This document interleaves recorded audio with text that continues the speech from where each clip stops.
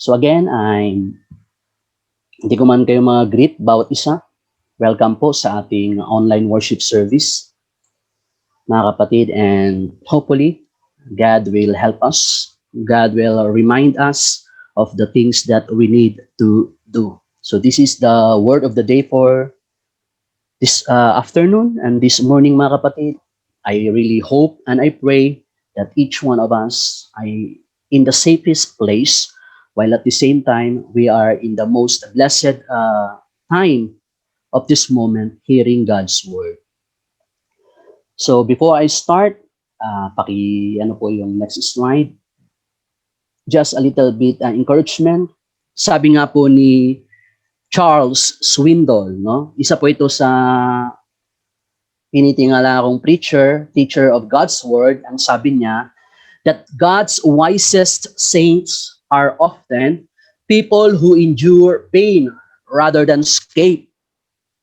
In times we are living in today, in times of suffering, in times of challenging time indeed, especially this pandemic, aminin man natin sa hindi, mga kapatid, may iba sa atin bumibigay na. May iba sa atin na panghihinaan na. May iba sa atin talagang bumibigay, umaayaw na. Pero sabi nga niya, ang masasabing mga wise na anak ng Diyos ay ang mga taong matapang harapin ang mga suliranin. Amen? So, we are here today as a testimony of how courageous we are in facing in spite of those challenges. So, for the information of everybody, we are now in the part number 6 of our theme, which is what we call self-esteem, seeing ourselves as God sees us. If you remember last week or for a couple of weeks that we had been past, it was Kuya Nick who shared us part 1 entitled Wonderfully Made. No, ipinakita doon how God created us according to his image and likeness. And then it was Pastor CP who shared us about the total condition of man in the very eyes of the Lord.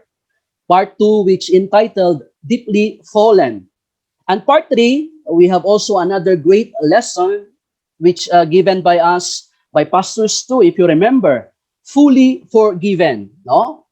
Napakaganda ng message na iyon, reminding us on how God fully accepted us and how Christ fully accepted as a perfect sacrifice. Then fourthly, it was Kuya Rap who shared us about the fourth part, which is entitled Eternally Loved. Napakaganda po ng message na dyan, inside in Romans chapter 8, that God secures our salvation, that the Holy Spirit is working in our lives. Then panglima, mga kapatid, last week, pag tinatanong daw kayo, if you are okay, you are not just going to answer, I am blessed, but according to Kuya Jerwin, we must answer greatly blessed. Amen? So say some thumbs up there if you agree. So that's true. You should be greatly blessed. Why? Because it is the triune God who give us and keep His promises of this salvation. Now at this juncture, we now proceed to the sixth part. Alam niyo mga kapatid, hindi ako masyadong sanay pag nagpipreach na maraming verse. However, I will do my part to lessen the time. So part 6 is, punta na tayo sa tinatawag nating old yet new. The main passage is Ephesians chapter 4, verses 17 hanggang 32. So let me share with you the Word of God today. And if you have your Bible, please, kung nasan ka man, if you are sitting today, if you are in your room, where are you now, please open your Bible and read it with me at pakinggan nyo po habang binabasa ko po ito. Ephesians chapter 4, 17 to 32. And the Word of God says, So this I say and affirm together with the Lord, that you walk no longer just as the Gentiles also walk, in the futility of their mind, being darkened in their understanding, excluded from the life of God because of the ignorance that is in them, because of the hardness of their heart, and they having become callous, have given themselves over to sensuality for the practice of every kind of impurity with greediness. But you did not learn Christ in this way. If indeed you have heard him and have been taught in him, just as truth is in Jesus, that in reference to your former manner of life, you lay aside an old self which is being corrupted in accordance with the lust of deceit, and that you be renewed in the spirit of your mind, and put on the new self which is in the likeness of God, had been created in righteousness and in holiness of truth. Next verse. Therefore, laying aside falsehood, speak truth, each one of you, with his neighbor, for we are members of one another. Be angry, yet do not sin. Do not let the sun go down on your anger, and do not give the devil an opportunity. He who steals must steal no longer, but rather he must labor, performing with his own hands what is good, so that he will have something to share with one who is in need. Let no unwholesome word proceed from your mouth, but only such a word as is good for edification, according to the need of the moment, so that it will give grace to those who hear. Do not grieve the Holy Spirit of God, by who were sealed for the day of redemption. Let all bitterness and wrath and anger and clamor, your slander be put away from you, along with all malice. Last verse. Be kind to one another, tender-hearted, forgiving each other, just as God in Christ also has forgiven you. Let's bow our head for a moment. Heavenly Father, you are God who is our faithful God. Father God, as we commit our time in studying God's Word, Lord, give us a receptive heart, give us a teachable heart, give anointing to thy servant, Lord God, so that, Lord, whatever the words that I will be spoken, as you said, like the prayer of the psalmist in Psalm 19, verse 14, let the word of my mouth and the meditations of my heart be acceptable to you, my rock and my redeemer.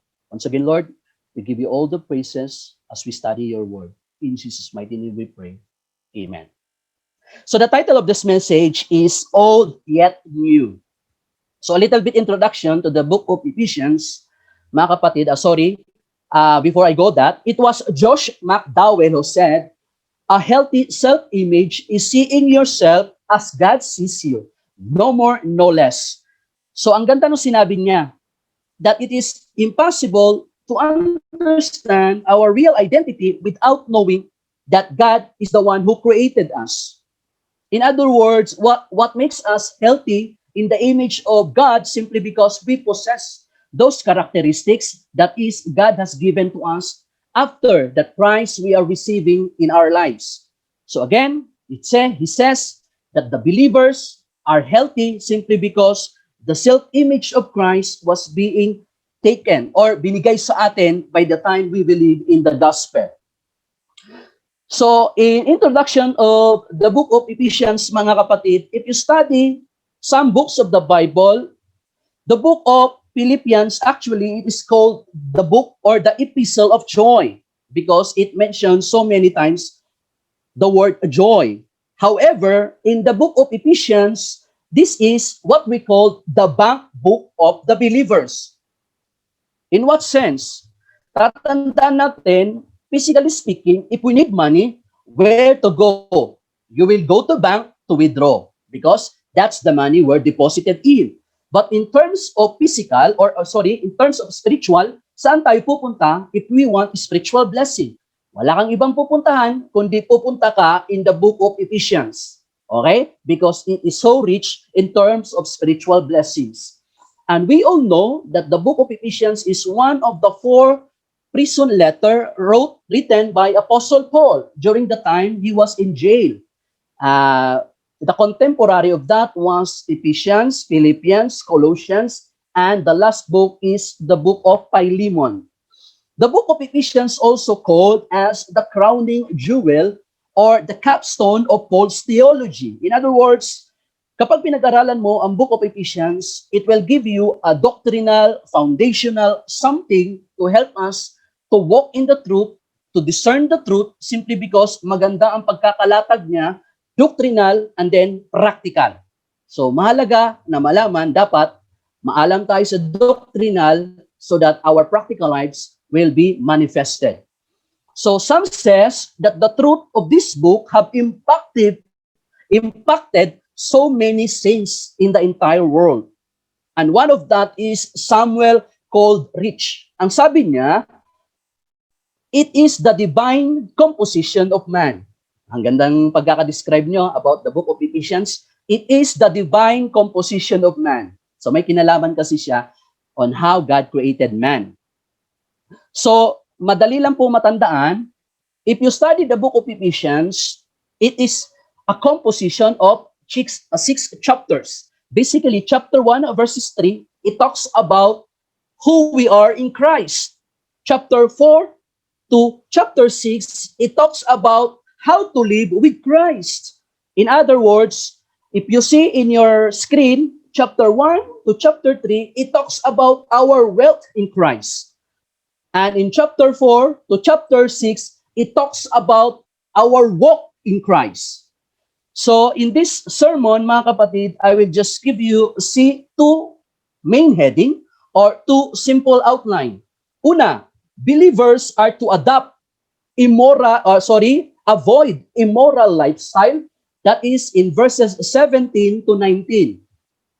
Next is the believers to adopt spiritual lifestyle, verses 20 to 32. Mga kapatid, if you will being asked, what is really God's purpose of saving you? What is God's really intention of redeeming you? Kumbaga, bakit ba talaga tayo niligtas ng Panginoon from darkness to light, from impurity to purity, and so on and so forth? Ano ba talaga ang dahilan?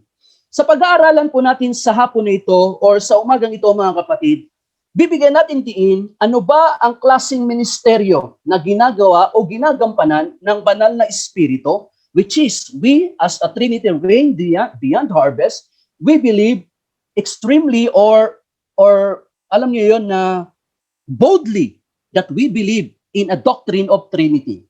So in this particular passage, we are about to focus what is the Holy Spirit doing in the lives of every believer today.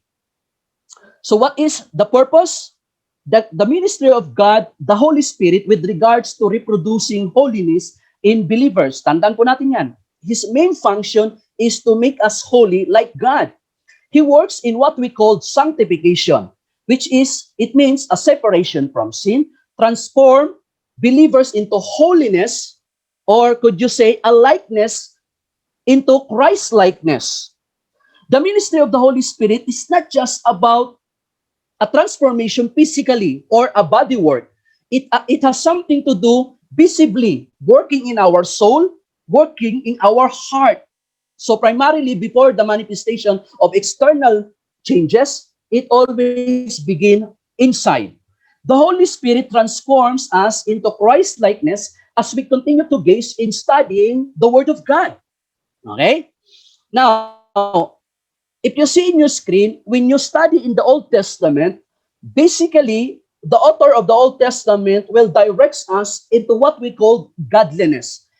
In other words, whenever God called people to serve His purpose, ang unang ginagawa ng Diyos, they call to be like God. That's godliness. Of course, Christ has not yet come during the Old Testament.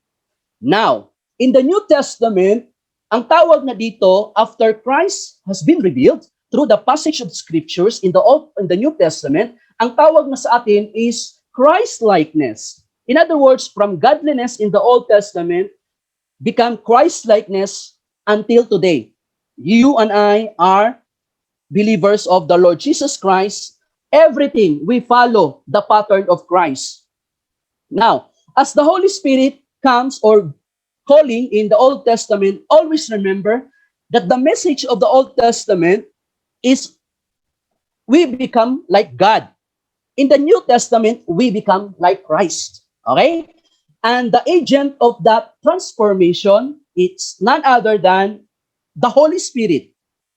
The Holy Spirit is siya yung gumaganap ng purpose of God's redemption to each one of us. That is the price of the upward call. That is the goal of redemption. Always remember, Genesis chapter 1 to chapter 2, that's a perfect chapter in the Bible. It was so happened that in chapter 3 in the book of Genesis, man was a fall. That the original designation or the dominion mandate was given to man, supposed to be, was taken out o inalis, and Satan was ruled over. Sa madaling sabi, nakita natin yung changes or ng pagbabago.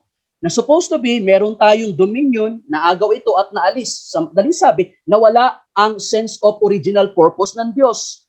So the purpose of salvation, the purpose of God's redemptive plan is to recover humanity from its inability to give glory and praise to the Lord. The purpose is to overturn the fall and make men capable in glorifying Him, and for that, God has to recreate. God has something to do to renew our mind. God is initiating to rebirth, to regenerate us, because a man who is spiritually dead is incapable to seek God. He is incapable to know God.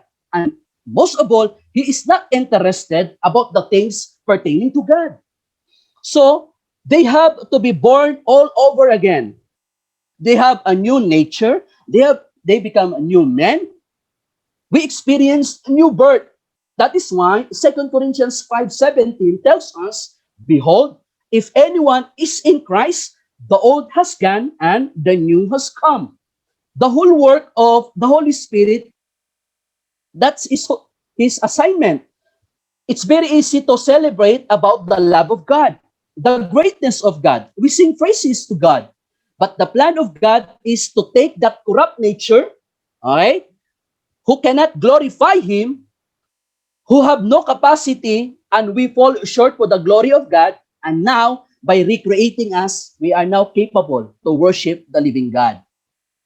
Mga kapatid, to create humanity that is like Christ, the absolute perfect man, and there is none other than like Him.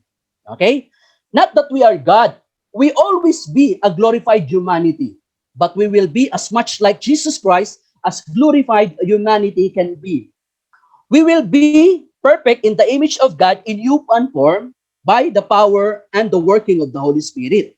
Okay? Tanda natin ha. Ultimately, the glory of perfection in heaven were made like Christ when we have a glorified body later on upon the completion of salvation. Therefore, the working of the Holy Spirit is the restoration of the damaged image of God in man. Okay? Kaya nga, if you study carefully Old Testament, Leviticus chapter 11 hanggang 20, the recurring theme or the thrust or ang pangunahing tema, pag binasa natin ang aklat ng Leviticus, ano ang sabi doon? According to Leviticus chapter 20 verse 8, be holy, for I am holy, your God. That is the very message of the Bible. That is the very message of the New Testament, which is tinatawag nating sanctification. Now we receive Christ, we accept Christ, we receive the Holy Spirit, and now we have a sanctified life. We can do things pertaining to God for the glory of His name. Mga kapatid, bakit ko ginagawa ito? Dahil mahalagang malaman para maunawaan natin ang main difference ng old nature sa new nature. In other words, our divine inspiration, if you want to see godliness in human form, there is none other than study Christ. That's it. Kaya tayo tinawag na Christian, we are small like Christ. So let's begin in our study. First outline, the believers that we need to avoid. Verses 17 to 19, ito po ang sabi niya. So this I say, verse 17, I affirm together with the Lord that you walk no longer just as the Gentiles also walk in the futility of their mind. So ang una po na makikita nating nakagawiang gawin ng mga taong walang pagkakilala sa Panginoon ay meron siyang katangiang confused thoughts. What does it mean? Walk no longer expresses a daily conduct and refers back to what Paul actually said in verse 1, that the believers or the Ephesians are united in Christ should possess a Christ-like attitude. Kaya kapag nakakitaan sila within the members of the body of Christ ng mga bagay na hindi kaaya-aya or namumuhay pa sang-ayon sa mga hentil, ay hindi po pwede at nararapat yon. Yan ang sinasabi ni Apostol Pablo. We as the part of body of Christ has been spiritually gifted by the Holy Spirit and now edified through other believers. So dapat talaga, magkakilanlan tayo, taglay-taglay ang banal na espiritu. They should not continue to live like the rest of the ungodly. Sino ba ang tinutukoy dito na ungodly? The Gentiles, okay? The Gentiles, here refers to pagan. These are the people who are unregenerate. These are the people who possessing a futile mind. They are intellectually unproductive. Mga kapatid, pag sinabi natin pagans, when you study carefully, ang mga Ephesians, they are being surrounded by hostile nation who are idol worshiper. So it's very hard to live a life like that. Na namumuhay sila na separated from the world, and yet sa kanilang kalibot ay nandun pa yung tinatawag na great God of Artemis. Marami pang mga sinasamba ang mga mananampalataya doon. So Paul is reminding them na ito ang katangian ng mga hindi nakakilala kay Lord. Okay? Meron silang mga magugulo ang isip. If you want to understand it, Romans chapter 1, 18 to 25. Doon po tinutukoy na wala na silang pagkakilala sa Panginoon, wala na silang takot sa Panginoon, ang relihiyon nila ay ibang-iba na at hindi kaaya-aya sa Diyos. Now, it simply means, if you see in verse 18, A at saka B, bukod sa confused thought, meron pa silang closed minds. No, verse 18, being darkened in their understanding, excluded from the life of God because of the ignorance that is in them, because of the hardness of God. You will see here the threefold characteristics of an ungodly people. Una, darkened in their understanding. Secondly, excluded from the life of God, which is ignorance. Pangatlo, hardened hearts. These are spiritually unseparated from God. No interest about the things of God. Ignorance simply means not having the knowledge about Christ. And hardness of heart, physically, it becomes a byproduct of an unwillingness to turn from sin and accept Christ. And lastly, according to verse 19, impure and greedy thoughts. So kapag wala kang pagkakilala kay Lord, wala kang nalalaman about sa Diyos, ano ang posibleng kahihinatnan nito? Ito po, impure and greedy thoughts. Verse 19, ang sabi niya, and they having become callous. Nakita niyo salitang callous, na kahit anong payo na kahit anong rebuke na, hindi na sila nakikinig. Kasi nakatakip na ang kanilang puso, hindi na sila nakikinig. So these are the people called morally insensitive. As a result of their ignorance about things pertaining to God, these unsaved Gentiles, example, the Romans, the Greeks, we are the Gentiles as well, typically give themselves over to lives of sensual self-indulgences. The Greek actually word na ginamit dito sa sensuality is the word asalgeia. At ang salitang Griego naman sa ginamit sa salitang greediness is pleoklesia. Kaya ang magiging resulta nito, kapag wala kang pagkakilala at wala kang takot kay Lord, it will turn into a grave and intentional rebellion against God. Okay? Willful, ano na to? Sadyaan na nilang binabastos ang Diyos. So, as we mentioned these characteristics, these are the things separated from God. And the word impurity is inseparable from greediness, actually, which is another form of idolatry. So what Apostle Paul is trying to convey to you and me, listener of God's word, is to not walk with these people. Rather, what makes the Bible clear, to become a blessed man, according to Psalms chapter 1, verses 1 to 3. It says, "Blessed is the man, or blessed is the person, who does not walk in the counsel of the wicked, nor stand in the path of sinners, nor sit in the seat of scoffers. But rather," ano yung kagalakan niya? "But his delight is in the law of the Lord. On his law, he meditates his day and night." And what will be the outcome of his delighting of the law of the Lord? Verse 3, he will be like a tree planted by stream of water, which yields his fruit in its season, and its leaf does not wither, and whatever he does, he prosper. Now, notice in verse 1, mga kapatid, there's a resounding progression. Ano ang ginagawa una ng mga unbelievers or mga unregenerate person? Ang sabi doon, walk in the counsel of the wicked. Next, stand in the path of sinners. Next, sit in the seat of scoffers. Ganun po ang ginagawa. Okay? Now, as we mentioned here in verses 17 to 19, actually, Paul talks about the nature of the old man, the nature of an old self, or the nature of an old nature. While verses 20 to 32, it talks about the nature of new man, the nature of new self, and the very nature of the new man.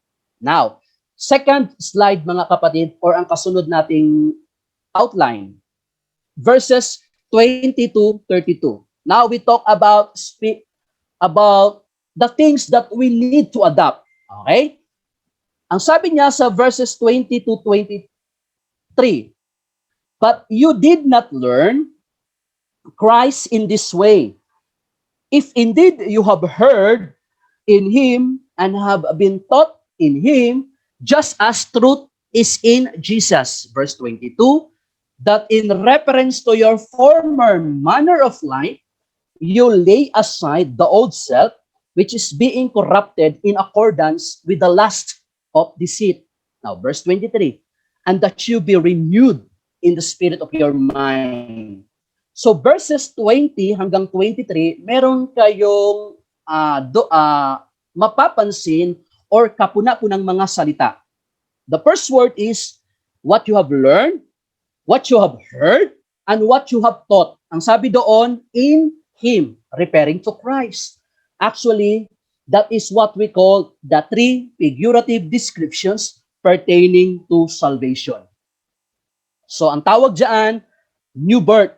Ang mga natututunan mo sa pagturo ng Panginoong Jesucristo ay ang mga bagay na salungat sa mundo at sang-ayon sa mga katuruan ng ating Panginoong Jesucristo. So dito, in verse 21, sa last part niya, kung inyong mababasa, "As truth is in Jesus," the truth about salvation leads to the fullness about understanding the character of God.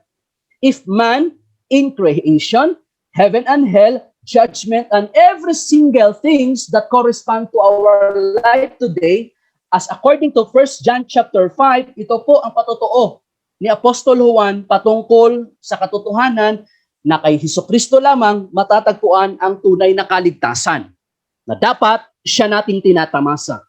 1 John chapter 5 verse 20, it says, "And we know that the Son of God has come and has given us understanding, so that we may know him who is true, and we are in him who is true, in his Son, the Lord Jesus Christ, that is true God and eternal life."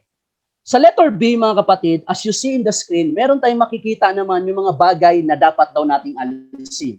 Ang una ay tinatawag nating lying.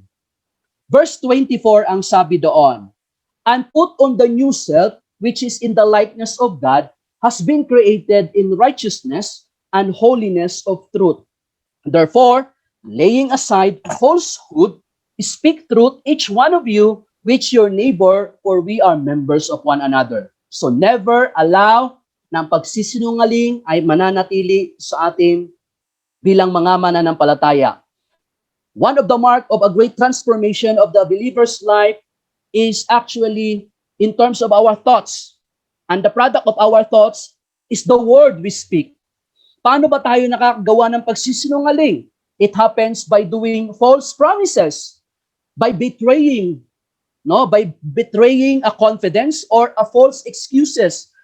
Minsan nakakapagsinungaling tayo sa trabaho. Minsan nakakapagsinungaling pa tayo sa ating mga kapitbahay. Kahit nga sa mga anak natin nagsisinungaling pa rin tayo. This is the things that we are embattled in. At patuloy po natin itong nilalabanan. Kahit tayo pag mananampalataya na, di natin alam. Ilang beses tayo nagsisinungaling sa isang araw.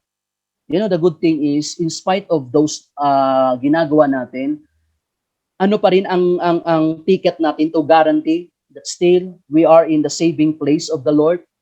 Confess it to the Lord because He is faithful and just to forgive our unrighteousness. Therefore, we should be a faithful witness of the Lord Jesus Christ in the world, speaking all truth, not lies, whether you are inside the church or outside the church. One Bible scholar says about lying. Lying may be an accepted weapon in the warfare waged by the worldly, but it has no place in the life of Christian. Ang pagsisinungaling, okay lang, tanggap yan sa makamundong walang pagkakilala kay Lord. Pero sa buhay na mananampalataya, hindi na yan katanggap-tanggap.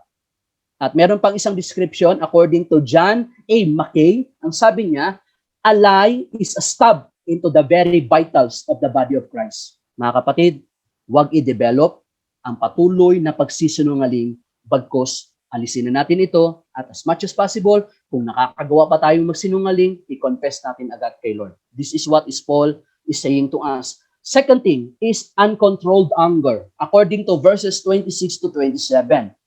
Ito yung mga madalas nating kino-quote. Be angry, and yet do not sin.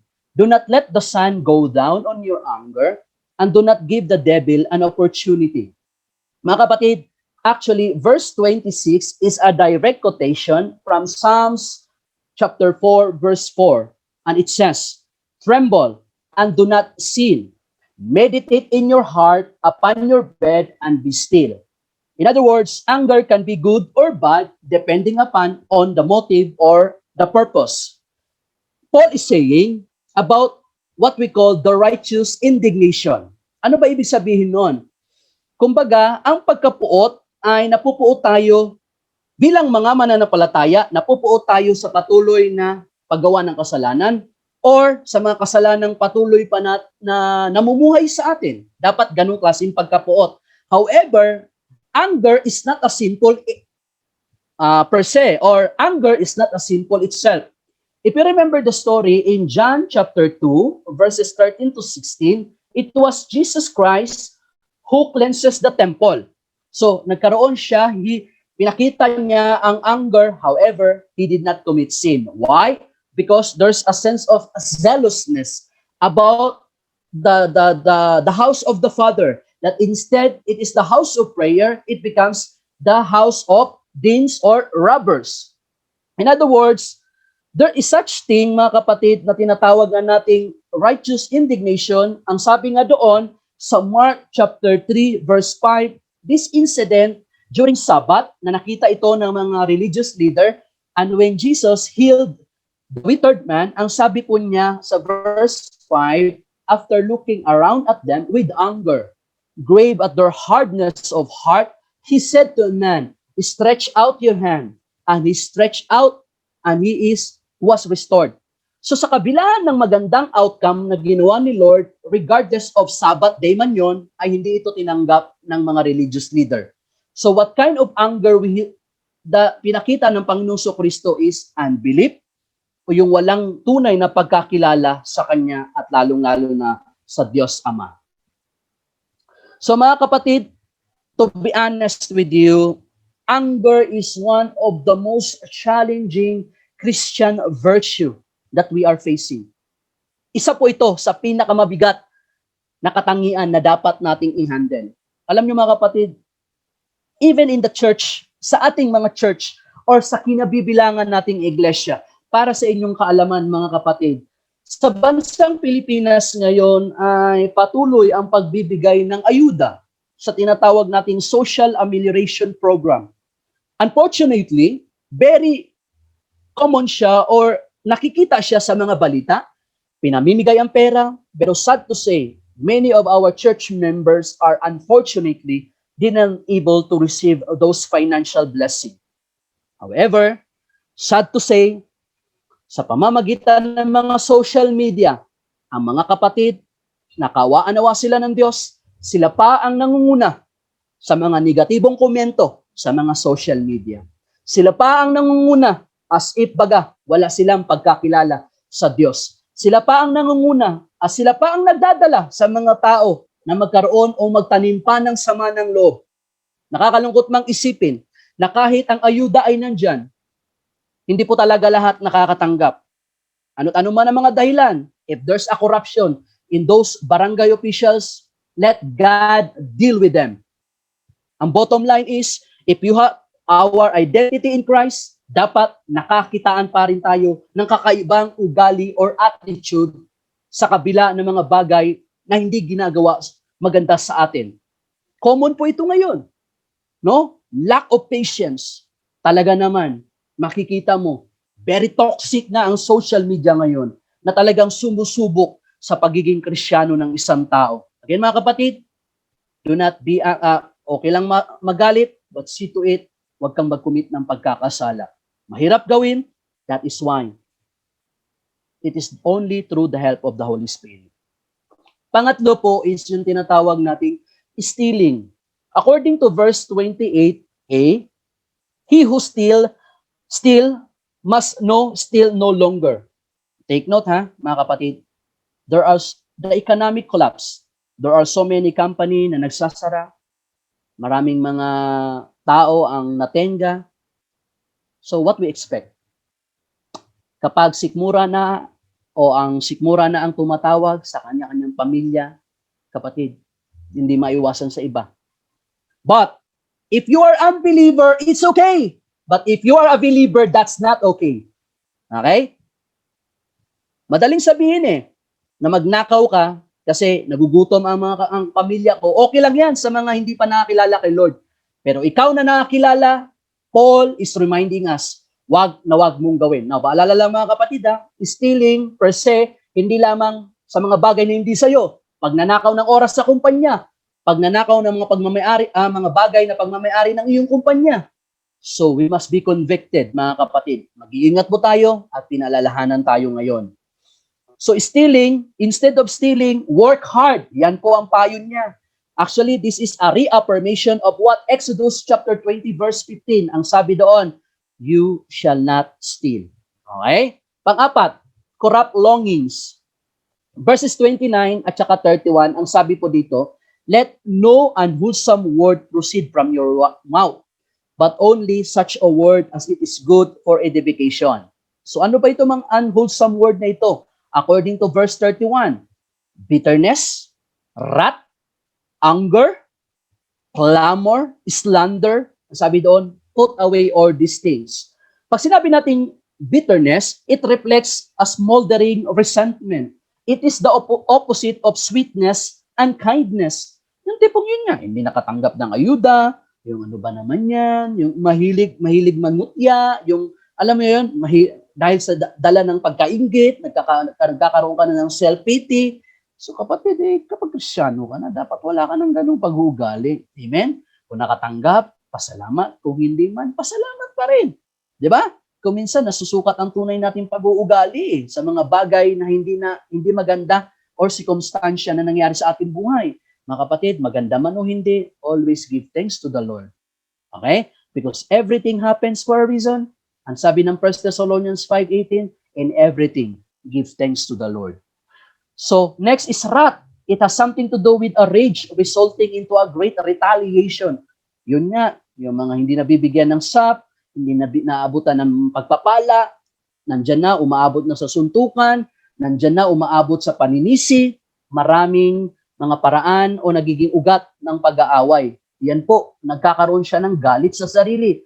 Until such time, pag pinag-combine mo ang yung wrath at saka yung bitterness, it will produces outburst of uncontrolled, passionate frustration. Diyan na papasok yung papatay ka na ng tao, diyan na yung papasok yung hindi ka nakikilala sa Diyos. Kumbaga, you put the law in your hands. So iwasan po ito.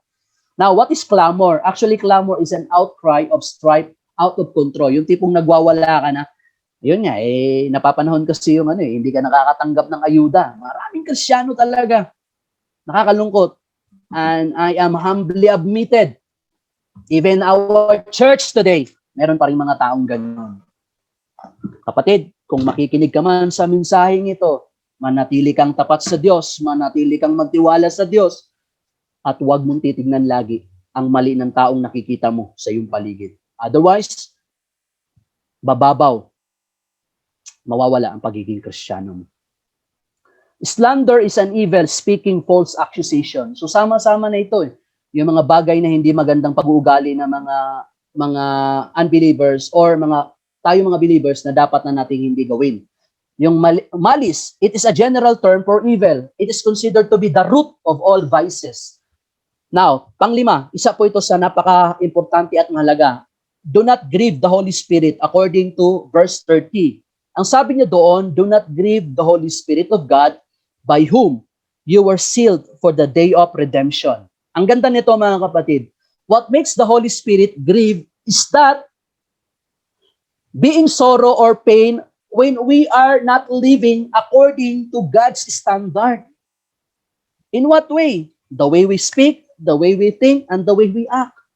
It is inappropriate for us to do so because it is unreal to the Christians to do such immoral things. So yun po ang madiin na sinasabi dito mga kapatid. Ang tatak ng pagkahiram sa atin ay nakakitaan ng buhay na pagbabago. Amen? So sabi doon, when the Holy Spirit is grieving, it amounts as if we are rejecting the priceless gift from God, which is totoo yun. Na kapag hinayaan mo na mag-grieve ang Holy Spirit sa pagkatao mo, ang ganda ng description na yun, you are wasting the salvation that you should be nararanasan mo ngayon in good terms.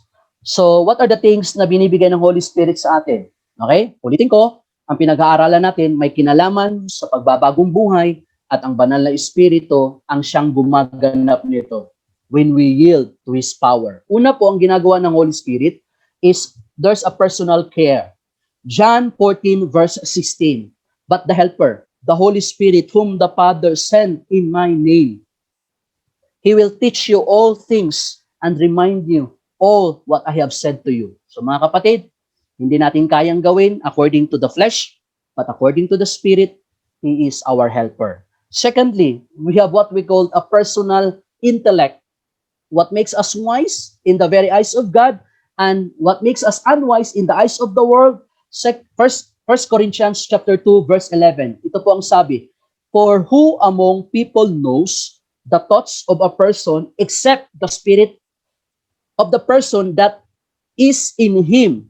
So also the thoughts of God, no one knows except the Spirit of God. So meron kang mind of Christ, meron kang mind of the Spirit of God simply because God, the Holy Spirit, gives you after receiving Christ or after accepting Christ. Pangatlo po, meron tayong tinatawag na personal feelings. According to Romans 8:27, and He who searches the hearts knows what the mind of the Spirit is, because He intercedes for the saints according to the will of God. Ang totoo niya mga kapatid, naalala niyo ba yung exposition teaching natin last week? Hindi talaga tayo marunong manalangin. Tamad talaga tayo manalangin sa ating ang sarili Hindi natin nagagawa iyon. Ang banal na Espiritu po ang gumagawa nun para sa atin. Because He understand about the things pertaining to God. Siya po ang gumagawa nun. Okay? Pang-apat po is tinatawag natin, ang binibigay ng banal na Espiritu ay personal conviction. John 16 verse 8 to 11, ang sabi niya, and He, when He comes, referring, take note the first person pronoun, He, The Holy Spirit is not a force. The Holy Spirit is not a woman. He is a person. Okay? Sa mga iba kasi, hindi kinikilala ang banal na Espiritu. Kaya may problema sila sa paraan ng pamumuhay nila. He will convict the world regarding sin, unrighteousness, and judgment. Verse 9, regarding sin, because they do not believe in me. Verse 10, regarding righteousness, because I am going to the Father and you no longer are going to see me. And regarding judgment, because our ruler or the ruler of this world has been judged. So that's the essence of personal conviction na ginagawa ng Lord. He gave us understanding what are the things that are against Him, what are the things that is not pleasing to Him. So yan po ang ginagawa ng banal na Espiritu. Panglima, binibigyan tayo ng tinatawag na personal guidance. According to John 16 verse 13. But when He, again, a person plural, noun, pronoun, the Spirit of truth, another title of the Spirit or the Holy Spirit is the Spirit of truth. He is the one teaching us. Comes, He will guide you into all the truth. And then He He is the one that will disclose to you what is to come. Siya po ang nagbibigay at nagbibigay alam sa mga bagay na hindi kaaya-aya. Panglima mga kapatid, ang ginagawa ng banal na Espiritu, He will glorify Christ. He will help us to draw closer to Christ. He will help us to be conformed to Christ. Mga kapatid, saganang flesh or saganang sarili natin, hindi natin kaya yun. Ang banal na Espiritu po ang gagawa noon. John 16 verse 14. He will glorify me, for He will take from mine and will disclose it to you. Kaya nga ngayon no, I just remember the story of a one person, kapatiran po natin ito. Nasa isang workplace po siya, and maayos naman ang kanyang posisyon. Humingi siya ng advice sa akin, na alam niya sa sarili niya na nagkaroon siya ng dishonesty sa work. So I give him some advices. Kahit maliit lang nakita ito, alam niya sa sarili niya, because hinyan niya sa akin, na bago niya tanggapin yung mga komisyon sa trabaho niya, ay nakaramdam siya ng conviction. At ngayon ay medyo sinisingil na siya, hinihinga na siya ng notice of explanation sa kanyang kumpanya, he need to explain something. This is a believer and he was engaged to a secular job. So ang sabi ko lang sa kanya, always remember, a Christian, meron na tayong kakaibang paraan ng pamumuhay. We are not after treasure. We are not after money. And always remember, God will vindicate our righteous living because He is always after on our character. In other words, kapag hinahayaan natin na mananatili tayong maayos sa harapan ng Panginoon, kapatid, He will give you conviction. The Holy Spirit will say, anak, wag mong gawin yan. Anak, you will suffer it later. So mga kapatid, kapag namumuhay tayo, na nakakaramdam tayo ng mga bagay na dapat nating iwasan sa simula pa lamang, iwasan na natin. Okay? Halimbawa na lang mga kapatid, sa mga kalalakihan, kapag namimiss ang inyong mga pamilya, nasa mga OFW, mga kapatid namin sa Qatar, kapag namimiss ninyo ang pamilya, kapatid, magtiyaga ka na i-chat mo ang misis mo. Huwag mo i-chat ang ibang babae na hindi mo asawa. Okay? Paalala lang po, dahil merong mga Krisyanong ganun, na nag-I love you pa kuno sa kanyang tunay na asawa. Pero later on, sa number 2, number 3 naman, naku po, kapatid, hindi man nakikita yan ng pisikal na mata. Nalalaman ng Diyos yan. At ang pinakamasaklap, ibubuking ng Diyos yan. Okay, mga kapatid? Alam nyo bakit sinabi na Apostol Pablo na dapat na natin iwasan ito? Markado ka na ng banal na Espiritu. Dapat, ang ginagawa natin, salungat na sa pattern ng mundo. Dapat ang ginagawa natin, sang-ayon na sa ikaluluwalhati ng Panginoong Diyos. If you remember last time, no, Ephesians chapter 1, 3-14, what a glorious passage it is. Na shinare ni Kuya Jerwin. Napakaganda na sa totoo lang, kapag nag-preach ka noon, kaya mong bumuha ng 10 sermon. So ang isa lang sa nag-strike sa akin, yung tinawag na, you are sealed.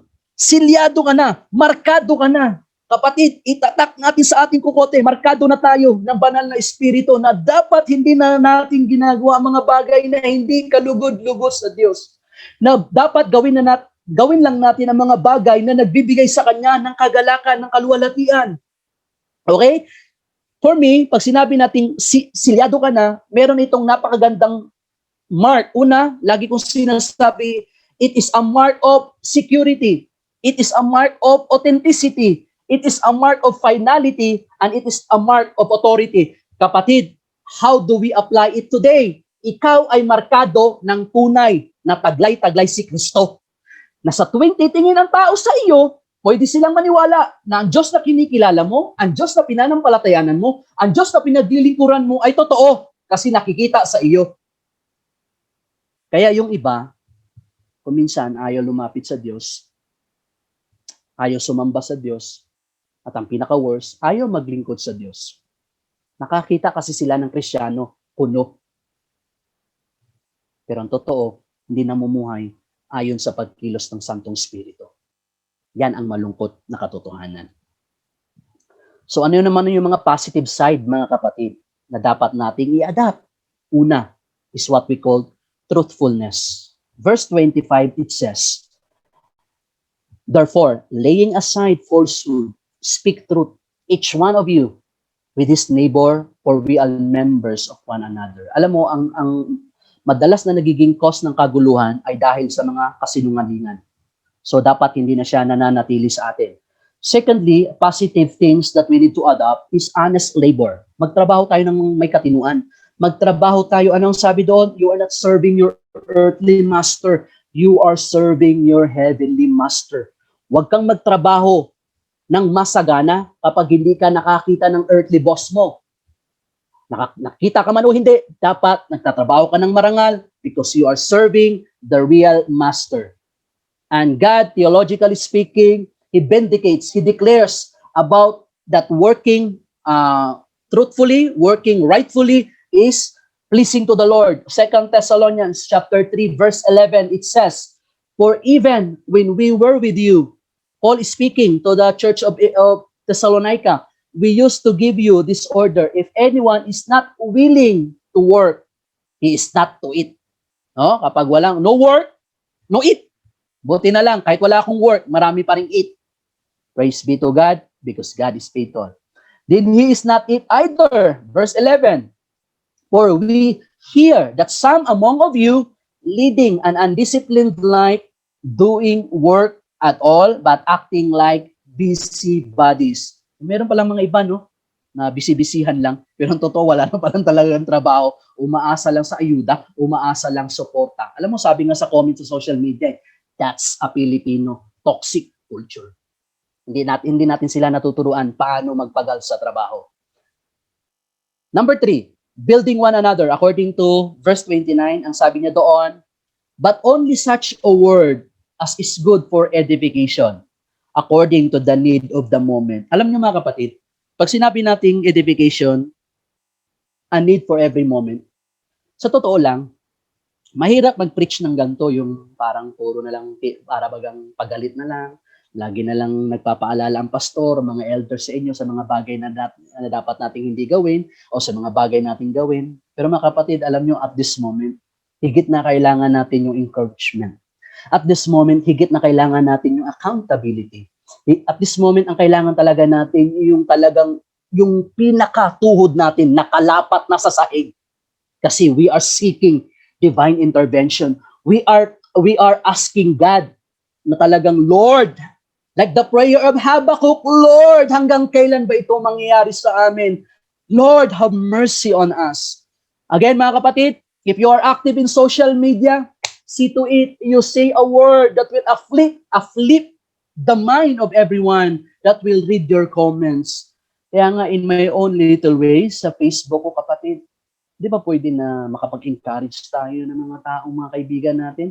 Unbelievers man yun na, o mga mananampalataya man yan o hindi. Kapatid, ibuka mo ang bibig mo na pawang ikagagalak ng bawat kaluluwa. Can you say some thumbs up there if you agree? So sabi doon, 3 things. It should be for edification, it should be for motivation, at higit sa lahat, it should be for grace. Kapatid, speak with grace, speak with truth, and speak with gladness. Yung tipong kahit nasasadlak na tayo sa problema, patuloy pa rin tayo nag-i-encourage. Amen?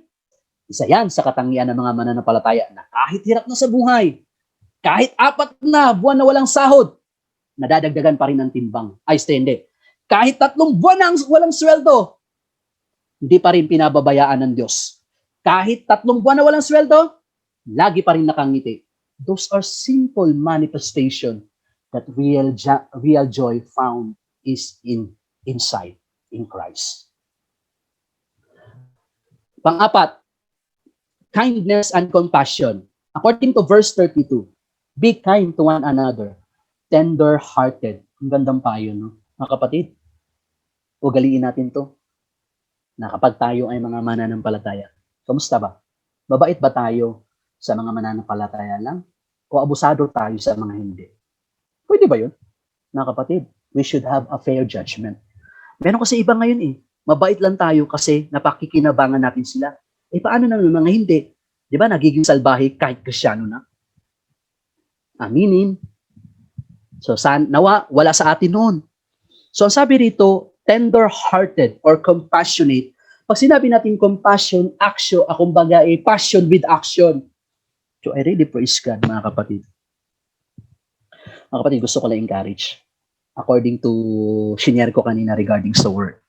Mga kapatid namin sa Qatar, you are working for your families. But alam niyo po ba, you are working to provide, not just to provide the needs of your biological family. You're also providing for your spiritual family. I want you to give glory sa buhay ninyo, mga kapatid. Those support that you are sending here, you are extending God's blessing.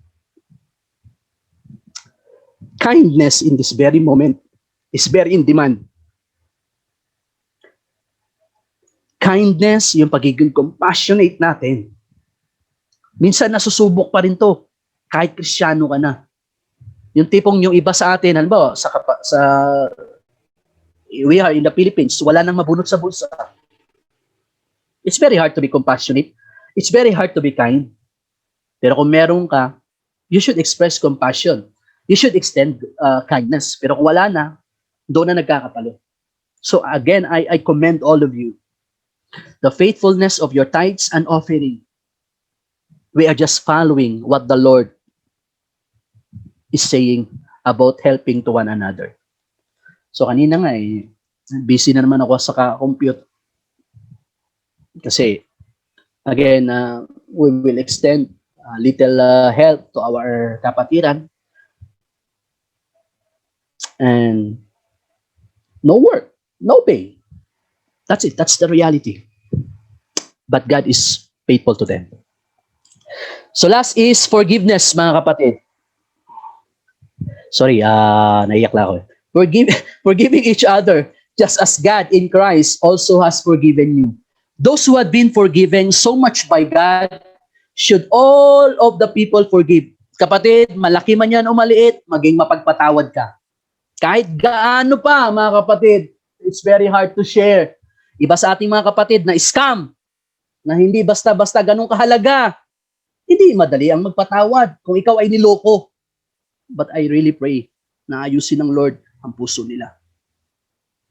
Kasi mahirap magsalita dito ng magpatawad kasi mahirap tong gawin.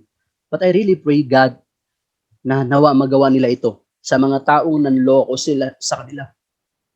Nakakaiyak kasi alam niyo kung bakit? Sa panahon ng pandemya, ang dami pa rin mga magnanakaw. Ang dami pa rin mga scammers. Alam niyo mga kapatid, few weeks ago, so lagi ako nakikinig sa seminar ni Sister Jen. Kasi 'di ba sa bangko siya. Basukat mo akalain, no? Kung hindi ako nagkakamali, 17 million ang ninakaw ng isang manager nila sa bangko. So, I don't mention it, but would you just imagine, in times of pandemic, nagagawa pa nila mga bagay na yun. Of course, it will affect to the entire company. So again, mga kapatid, it's very hard. Paano na lang, no? Kung ganung kalaking halaga ang ninakaw sa'yo, mabuti na lang, wala silang manakaw sa atin na ganun. Okay? Wala silang manakaw na ganun. Mga kapatid, yaman lang natin ang grasya ng Diyos. Amen? So what is the classic example of this? Akala nyo may manakaw tayo, akala nila may manakaw sila sa atin, ha? Okay, what is the classic example of this? Matthew 18. Ito yung kwento, yung parable ni Jesus teaching about forgiveness. Verse 21. Then Peter came up and said to him, Lord, how many times shall my brother sin against me and I still forgive him? Napakagandang example. Anong sagot? Up to 7 times? Jesus said to him, I do not say to you up to 7 times, but 70 times. 77 times. Mga kapatid, what's the lesson? Matutong magpatawad. Kahit gaano kabigat, magpatawad. Kung hindi mo kaya bilang tao, gawin mo. Dahil si Lord na ang gumagawa nun para sa iyo. Okay? So these verses are encouragement of a holy lifestyle. How to apply it today by looking this as a practical example that we as a church member should strengthen one another. So we must account to one another, mga kapatid. If there are some certain virtues na nagagawa pa rin natin, na mga immoral things, kapatid, please, I beseech you, kumbaga nagmamakaawa na kami sa inyo, please, honor God more than anything else. So in summary, mga kapatid, ang summary po is, first exhortation is to stop deceiving. Second exhortation is to avoid sinning when angry. Third exhortation is to refrain from stealing, work rather. Fourth exhortation is to speak good things and to do good things by sharing to those people who are in need. Panglima is to get rid of 5 vices and adopt 3 virtues. So mga kapatid, in conclusion, simple lang. We are salt. There's a transformation inwardly. We are light. There's a transformation outwardly. If we could, mga kapatid, be a community in the midst of this darkening or decaying world, listen to this, mga kapatid, a community of people who never lie, but always speak truth, a community of people who never get angry sinfully, but always act in love, a community of people who never steal, but only share, a community of people who never speak filthy communication, but always minister grace to people who are listening, a community of people possessing Christ-likeness, not filthiness, a community of people professing Christian, not a fake Christian, a community of people who love, honor, who serve, and who worship the Lord faithfully and spiritually. What's the acid test? What's the application? After hearing these characteristics between the old at saka new nature, mga kapatid, tignan natin ang fruit of the Holy Spirit. Kumusta na baga? No? Kumusta na ba ang pag-ibig natin? Matamlay ba? Kumusta ba ang love life natin? Kumusta ba ang kagalakan natin? Kumusta ba ang kapayapaan na tinataglay natin buhat nung tinanggap si Kristo? Namamayagpag pa ang mga katangiang ito sa atin? Kapatid, this is an acid test. Dahil kung hindi siya umaangat, examine yourself. Examine your faith, mga kapatid. Again, kumusta ang paglakad mo sa banal, kapiling ang banal na espiritu? Check it. Check it your heart, mga kapatid. Kasi ang sabi doon, when you love, joy, peace, patience, kindness, goodness, faithfulness, gentleness, self-control, mga kapatid, kapag taglay-taglay natin yan, lumalakad tayo with the Holy Spirit, there is a supernatural result. Christ-likeness as the goal of every Christian. Pag sinabi natin supernatural, against such things, there is no law. Yan ang ibig sabihin niyan. In other words, this is the very essence of a new creature. This is the very identity of a new man, mga kapatid. Hindi niya na kailangan palagi pang pinaalahanan. Bagkos tinataglay niya na ang Christ-like attitude. We are conforming to the image and likeness of our Lord Jesus Christ. Remember, yung pinag-aralan natin last time, tribulation man yan, trials man yan, sufferings man yan, mga kapatid, your real identity in Christ, madalas sinusubok in times of, hindi in prosperity, but in times of suffering. Doon nasusubok ang Kristiyano. Mga kapatid, as I close this sermon, please, listen to this. For those people who study hermeneutics, di ba, meron tayong tinatawag na concordance. So, meron lang ako i-share sa inyo how to walk in the Spirit or how to walk by the Spirit, mga kapatid. Let me read with you. Walk in humility, walk differently, walk in purity, walk separately, walk in contentment, walk in faith, walk in good works, walk in light, walk in wisdom, walk in truth. Walk, mga kapatid, ang ibig sabihin niyan according to Galatians 5:16, but I say, walk by the Spirit and you will not carry out the desires of the flesh. It is not an option. It is a command na dapat nilalakaran ng bawat Kristiyano. Kaya nga ang sabi doon, to walk simply means it is a daily, progressively conducts a habitual act. It means a present tense command, which simply means, or therefore, I command you, keep on walking, not by the flesh, but with the Holy Spirit. Bear in mind. Bear in mind, please. Mga kapatid, if I will ask you today, are you walking by the Spirit? Are you living by the Holy Spirit? Or are you feeling by the Holy Spirit? Therefore, the answer should be resounding yes. And you should. Dapat namumuhay ka ng ayon sa kabanalan ng Diyos. So, ito po ang babaunin niyo, mga kapatid. As may maliit po akong quotation. Ano ba ang ibig sabihin ng pinag-aaralan natin? The old yet new principle simply means a new life demands a new lifestyle. Ulitin ko. The old yet new principle simply mean a new life demands a new lifestyle. Let's close in prayer. Lord, salamat sa iyong mga salita. Lord, salamat na pinalalahanan mo kami. Lord, nalalaman mo ang kalagayan ng aming mga puso. We miss each other's fellowship. We miss each other's hug. Lord, feel our emptiness. Lord, hear our cry. Lord, in the middle of this pandemic, Panginoon, we are interceding for the nation of Brazil, Panginoon. There are so many people dying, Lord God, because of this pandemic. Lord, have mercy on us. Lord, bestow. You are the God who is the dispenser of all grace. You are the God who never abandon those people who cry for help. You are God who is always there in times of our need, Lord God. You are ever present in times of need. Lord, please help us. Lord, for those people suffering, experiencing starvation, Lord God, experiencing depression, Lord God, experiencing suicide attempts, experiencing anxieties, Lord God. Lord, hear the cry of your people. Lord, in the unity of the faith, in the unity of the Spirit, you will never ever, Lord God, those people who are righteous, you will never allow your righteous to be shaken, Lord God. As you said in Psalms 55 verse 22. And Lord, in 1 Peter 5:7, please, Lord, cast out all those burdens because you care us. Lord, for those people hearing this message, Lord God, continue to fill us with love. Continue to fill us with the anointing of the Holy Spirit so that, Lord, we can extend help for those people who are in need. Lord, for those people who are suffering, please, Lord God, touch our heart.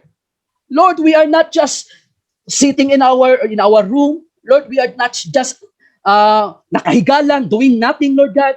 Please, Lord, let this message be a reminder for us that each one of us should walk, should live according to our calling, Lord God. So, Lord, as we give honor in your name for those people touched by this message, please, Lord, the credit is due for your glory alone. Thank you, Jesus. Thank you, Father. And thank you, Holy Spirit. You are the God who never fails to love us. You are the God who never fails, Lord God, that your grace is always abounding. Thank you, Lord. Thank you, Jesus. Thank you, Father. And thank you, mga kapatid, sa pakikinig. This is our prayer and thanksgiving. In the mighty name of your Son, Jesus, our Savior and Lord. Amen. God bless everyone.